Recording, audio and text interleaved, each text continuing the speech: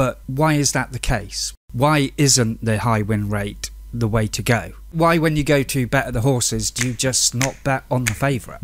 Two traders, Darren and Walter, pull back the curtain on profitable trading systems, consistent money management, and profitable psychological triggers. Welcome to the Two Traders Podcast. Welcome to the Two Traders Podcast. It's Walter here. Hey, Darren, how are you going today? I'm very good, Walter. Yep. So I've kind of lost my voice, but it doesn't matter. We push on because we've got a really good topic today. I saw you posted in the forum at Naked Forks. Now you posted this really interesting article that I've been reading, over the last 20 minutes or so, and it really has brought up a lot of things that I think are quite interesting for traders. I mean, putting aside the reaction that traders have when people start drawing parallels between trading and gambling, I think there are some really interesting parallels, and I'd like to hear, your thoughts on this. And why did you want to bring attention to this, I suppose? And I know you did it in a cheeky way, but why were you doing that?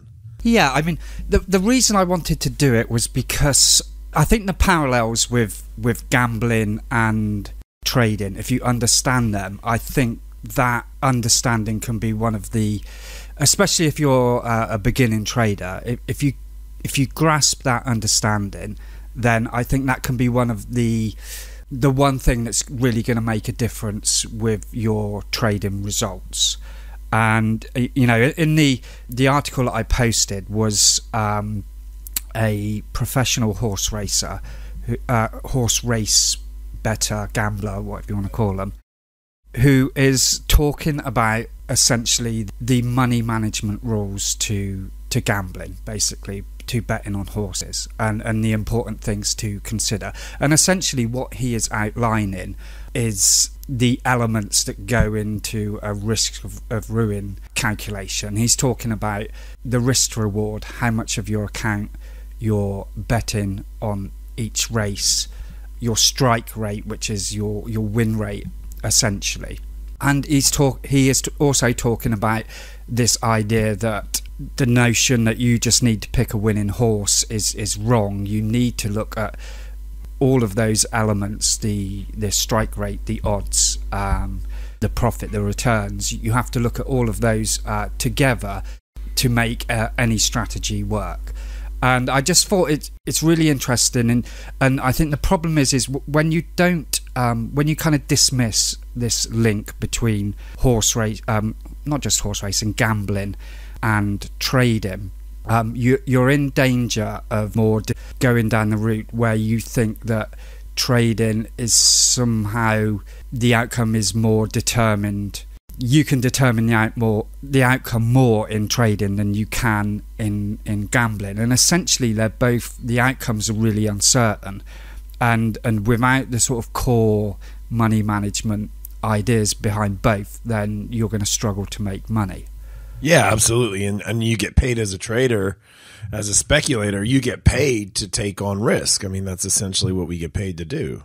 Yeah, and I think a lot of people don't see it that way. I think they see it as an exercise of skill where your goal is to completely remove risk. And I think that's kind of a mindset that people take to trade in. And, in the article, he talks about, people gambling on horses, betting on horses, having the same issues psychologically and emotionally that we all suffer from in trading. And he explains that if you understand how this combination of figures works together, then you're better suited to make money in the long run. Yeah, we'll post up this article. It's a great article. We'll post it up in the show notes for the episode. For me, what I like about this, well, I actually have I end up always somehow talking about this, but I actually have a calculator on our website at fxjake.com/risk where anyone can get one of these calculations. So he has a calculation in this article of the actual calculation of the longest losing run and that sort of thing, right? So there's two ways to calculate it. Basically, you can calculate it using a formula like he posts in the article, or you can do that with like a Monte Carlo study, which is basically just simulating a bunch of results over and over again and trying to find the average. And a lot of traders will do that Monte Carlo testing when they look at systems, because they want to figure out kind of, what's the average, what am I to expect in terms of, consecutive losers and winners and all that sort of thing. Because you never know what kind of run you're going to get, right? Like, Darren, you start trading a system and you just don't know if you're going to get, 7 losers or 7 winners out of the gate or something else in between. And obviously your win rate is a big factor. If you have a higher win rate, you're going to be less likely to see a long string of losers, but they will happen. And vice versa with the low win rate system. So it's really important, because I don't think enough traders consider this. They don't consider the fact that a losing streak, which is basically a drawdown, a consecutive, bunch of losing trades in a row, that's why most traders quit. And when traders say quit, I mean they quit their system, they quit trading altogether. That's why they quit. But yet nobody, or very rarely do you see traders, especially like you say, new traders, come into the game thinking, okay, well, let me figure out what's likely to happen here. And if I had 9 losing trades in a row, would I just go ahead and throw in the towel? They don't even consider that. Yeah. And I think the number's probably a lot lower than that as well. Yeah. I mean, I'm looking at the chart now, and it's saying if you have an 85% strike rate, 85% win rate, you're still going to get 4 consecutive losers. And I know traders with 4 consecutive losers, they're in the hole psychologically at 4 consecutive losers. Even a 50% win rate, 10 consecutive losers. I mean, that is every 1,000 bets, but it might be the first 10 bets you take. Yeah, exactly. Yeah, exactly. And there's no way of escaping that. That's right. I mean, you can run all the Monte Carlo, you can do everything. The only way really to, the only way to make sure that you're able to withstand it is to bet a very small amount. Yeah, I think so. But does ego come in more than money? Is it just the fact that you're losing that is more damaging than the fact that, your money is going down? Yeah, I think so. I think that's why we're all, as beginners, drawn into high win rate systems, isn't it? Because we think that we're smarter than other people. I mean, I believe that traders as a whole, oftentimes they're very successful at other things, maybe running a business or whatever, and they just think that it's like the same things are going to translate. The same sort of, I'm going to stick to it, I'm going to grind this out, I'm going to make this work, I'm going to really, impose my will on this business. Like, that doesn't work in trading. All that stuff that works if you're trying to build like a huge, franchise business. Let's say that you're selling burgers or something, and you have all these, you're building this franchise in your home country. All the things that would work in that, if you try and translate and move those over to trading, it just doesn't work. Yeah, I mean, really, unless you're a professional gambler, what are the other fields where you can be successful, but you're losing so often? Yeah, exactly. It's devastating. I mean, it doesn't work in sport, does it? Yeah, exactly. I'm listening. I'll put this in the show notes too. So I, as one of my little treats, I like to listen to this podcast about American football, right? And the guy has. This guy that I listen to, he's built this little empire of podcasts. So he used to have just one podcast. Now he has like 5 podcasts, and they're all on different elements of the sport. And one of them, it's fascinating because I used to think, like a lot of traders, I used to think gambling was so far away from trading. Well, he's got this podcast that I'll link up in the show notes where he basically talks to this professional gambler. And this professional gambler has won some sort of, gambling world thing, twice in a row or whatever, something like that. 2 or 3 times this guy's won it. And he's essentially, he was trained as like a insurance actuary or whatever, so he's essentially like a statistician. And the way that he approaches it is fascinating because to him, the most important thing is the line. So the line is which team is favored and by how much, right?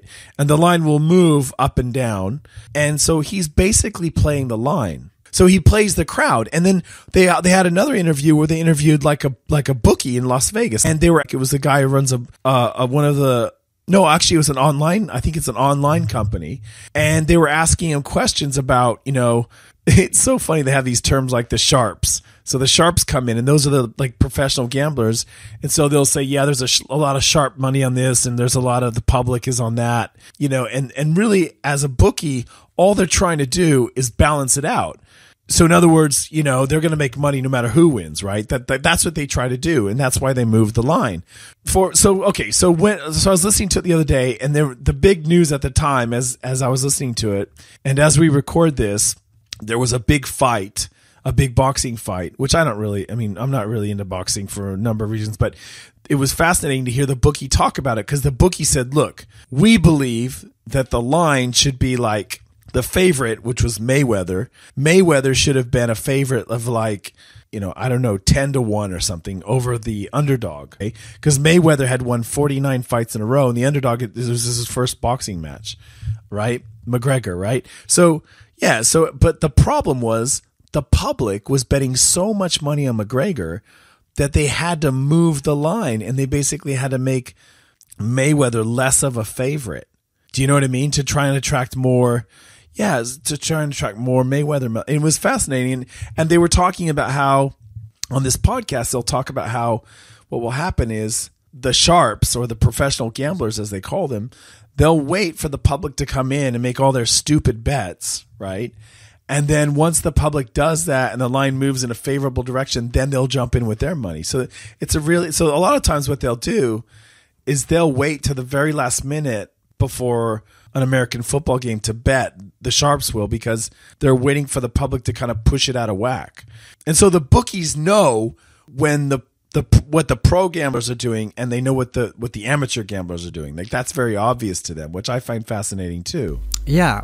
Talking about, we obviously favor the high win rates because there's a smaller losing streaks. Okay. You lose less. Isn't that obviously the thing that we should do? I mean, what I'm trying to do is I'm just trying to argue the case here that, okay, we are drawn to high win rate systems because they have a lot shorter losing runs. So, that is obviously going to be the easiest way to make money. Now, I know we don't agree with that statement, but why is that the case? Why isn't the high win rate the way to go? Why, when you go to bet at the horses, do you just not bet on the favourite? Yeah. To me, that's the same reason why when I look at the open position data with the amateur traders, which are the retail traders, and I see that they're all in one trade, like 82% of them are in one trade. To me, that's an obvious example of the canary in the coal mine of the amateur crowd doing the wrong thing. So I want to be in that other group. And it's the same thing with the favorite horse. If you were to just go and bet on the favorite, for one, you're not going to make much money. You're going to have to put up a whole lot of money just to make a little bit back, right? As that's the definition of the favorite. So that's exactly why, and I think this is what you're getting at, it's so hard to make it as a high win rate scalper, essentially. Because if you mess up just a little bit, that takes a huge chunk out of your profits, because you're only making little tiny profits. You're picking up these little tiny 10-cent coins along the way, and then once in a while you get whacked with the $2 bill, right? That's why I think, like, looking back, the best scalpers I've ever seen are very regimented. They're like come from a military background. They the kind of trader that sets a stopwatch on their desk and says, I'm going to trade for 2 hours and 2 hours only, that sort of thing, Yeah. And when you're talking about going against a crowd, you like this idea of going against a crowd. Is that because you're going to be right more often, or is it because, when you are right, then the payoff is massive? What is the edge that's showing itself there? Right. Okay, first of all, like if I said to you, there's this bird, right? And if you every time you see that bird, if you just follow that bird, he's going to lead you to a pile of gold more often than not. Okay, so if you follow him 10 times, one time every day for the next 10 days, 8, 7, 8, of those days, he's going to show you where this big pile of gold is. He's going to take you to the treasure. Well, that's the same thing, the way that I look at the retail Forex trader crowd. We know that when they all pile in and they all get in, I mean, it's just like if we look at historically, we look at bubbles, right? It's like a bubble. That's how I see these little, it has to get extreme. To be honest with you, the fact that the markets have been so extreme for so long, because usually it just touches. What I consider extreme is like 75% of the retail traders are all in on one side. Okay, so they're all like selling the USD yen or buying the euro or whatever, right? So when we see those, if you go back historically, you'll see like on the Awanda data, and I'll link that up in the show notes for you. That doesn't really happen that often. Like it might happen a few times a year. But as we record this, for the last 2 months, basically, it's been almost constant where we see that the markets have been completely tilted on one side for almost every day for like the last 60 days. It's incredible. And so what that is, the reason why I pay attention to that is that's a trend. Because of all the traders that I've, when I ask them questions, I run them through a survey, a questionnaire, and I'm trying to find out what kind of trading do they like to do. Almost all of them, about 78% of them, come out as reversal traders. They like to catch a falling knife. They like to find reversals. And very few of them, about 20% of them or so, are the ones that say, yeah, I like to trade the trend. So if we know that these traders they lose money, and we know that they like to catch a falling knife, in other words, find turning points, then if we see them all in on one side, what they're doing is they're trying to pick the end of a trend. And all of their stops are just out of reach. And so if the market is able to move there and touch it, they're going to get stopped out because they're all trying to find that turning point. Now, I'm not saying that the retail traders, which make up a drop in the ocean of the overall currency markets, I'm not saying that they're moving the market. All I'm saying is that they're a great sign. Like if I look out the window and I see the wind in a certain direction, I can tell if when I go to the beach, if the waves might be good today or if they might be completely ruined by the wind, right? All I have to do is look out my window and I see which way the wind's blowing. Well, it's the same thing with these traders. That's all I'm saying. Like I know I keep going on about this, and simply because recently I've never seen anything like it where it's been so much in one direction for so long. Usually, like I said, it's like a fleeting moment when you'll see it touch 80% of the retail traders all in on one side, but it's been like this for months. It's crazy. So I think it's a great barometer of a strong trend, basically. And that's why I think it's important. And I don't think they're actually moving the market. I just think that we know that these guys are amateurs. You know what I mean? And that just like this is exactly what the bookies do. And that's why I found your interest in this article so interesting to me, because I've been listening to this gambling podcast and the bookie talking about how, they know that the sharps, like for the recent McGregor Mayweather boxing match, all the sharps were piling in on the Mayweather bet, which was the favorite, and the public was just piling in on the other side on McGregor, and they couldn't believe how much money was piling in on the underdog. It was just incredible, and they had to keep hammering down the odds to try and make the favorite more desirable to balance the books out. And to me, it's very, very similar to what you see when you see all these retail traders trying to catch the turnaround point for the euro. And the euro's just in a massive bullish uptrend, and everyone's thinking it's time to sell. It's just to me, it's like an obvious parallel. Yeah. Can you think of any reason why trading and gambling are different? Are there sort of distinct differences between trading and gambling?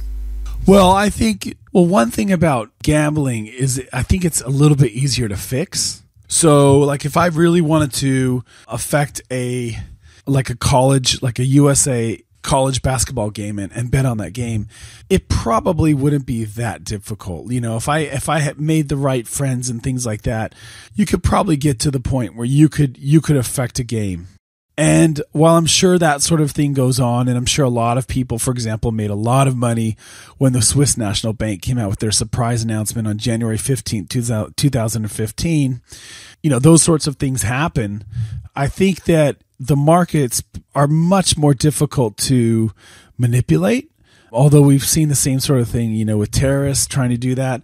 In other words, I think the information in the markets that affects the markets, it's more of a level playing field. Whereas I think in gambling, in sports gambling in particular, I think there are some people that they're in a better position to know what's going on, and they're more likely to be able to take advantage of that. Whereas I think in the markets, I think it's more of a level playing field. That's what I believe. Because I think, for example, if you work for the Australian Bureau of Statistics and you know what some sort of economic report is going to be, the day before it comes out, they keep really close watch on you and, the people that your relatives and things like that. They know if you're doing something beforehand to try and make money on the fact that that tomorrow's jobs report or whatever is going to be poor for Australia. They that kind of thing is, that's really closely watched. So I don't think that, whereas I don't know, let's say I'm a basketball player on a team at some college in the United States, and I know that, our star player isn't going to play, but the coach keeps talking like he is, that would affect the odds if that information was out there. And I think those kinds of things, are more likely to be used, advantageously in gambling. And I don't think that that's the case in the markets. I don't see that to the same extent. How do we explain the fact that a lot of traders seem to be really against the idea of people making comparisons between? That's all the time we have for part 1, but in part 2 you're going to hear Darren and I talk about the parallels between gambling and trading, what the sucker's bet is, how professional gamblers play the crowd, and what this has to do with your own trading in the markets, and particularly with the Forex markets, and also why some cultures look at trading in a completely different light. And finally, you'll hear about Darren and how he looks at horse gambling and sports gambling versus trading, and how it's a completely different view for him now, and in fact in society at large. All of this and more in part 2 of our conversation. We'll see you next time. Happy trading.